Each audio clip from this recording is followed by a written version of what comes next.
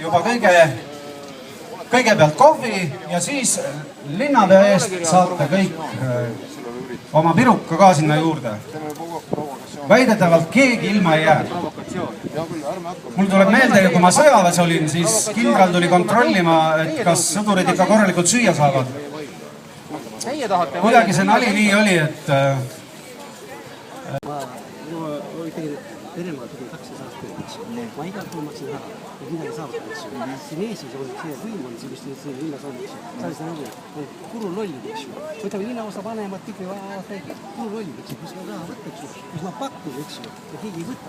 Vot väiksemad võid seal, Hiina peale võid seal ees. Aga linnaosa vanemad. Ma tahan siin siia. Ну, липутка edasi siis. Мне только что сказали, что мой русский язык все-таки надо больше потренироваться и практизоваться. Ma arvan, et pigem on ikka see, et hea sõna võidab korra vähe.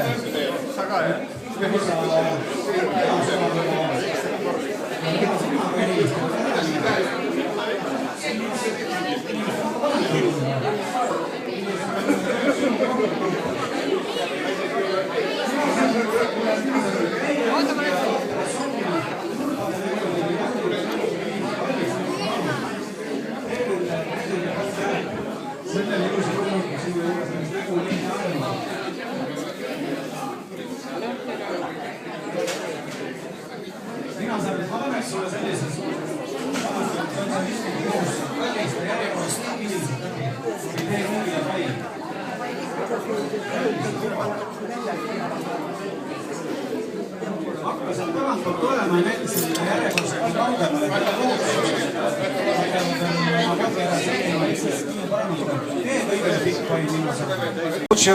Там хватало, по-моему, 6 или 7 слов. Если правильно их комбинировал, тогда как там это Ильфи Петрович, это Эллушка Щукина, сколько у нее там было слов. И она тоже справлялась. Она вообще 30 или блеск, прыск, жуть. Ну, там где-то 10 слов, и Эллушка Щукина справлялась. Ну, в армии мы тоже справлялись. Откуда только ребята были. И как русский язык умел, все разговоры мы друг с другом. Ну, спасибо. Ну, стараюсь.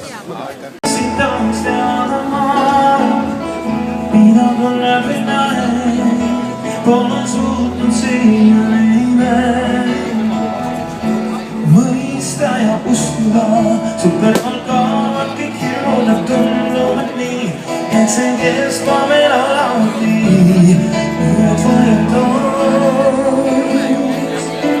Hoida sind oma südame süllest, aga võiks, kuidas ma kord sinna saaks, sest loodan sa soovid kõik.